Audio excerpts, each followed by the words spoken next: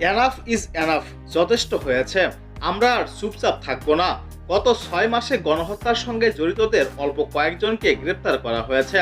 আহতদের চিকিৎসার বিষয়ে ব্যবস্থা নিয়ে স্বাস্থ্য মন্ত্রণালয়কে সংবাদ সম্মেলন করে আহতদের অবস্থা জানাতে হবে।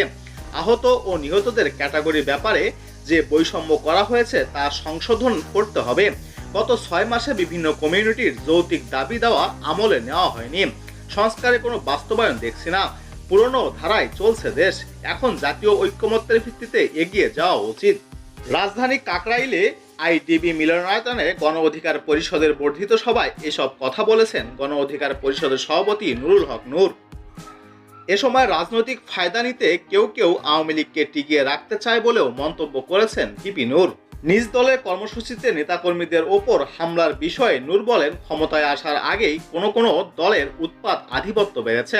অন্য দলকে রাজনৈতিক কর্মসূচিতে বাধা দেওয়া হচ্ছে। এমনকি রাজনৈতিক ফায়দা নিতে কেউ কেউ আওয়ামী লীগকে জিইয়ে রাখতে চায়।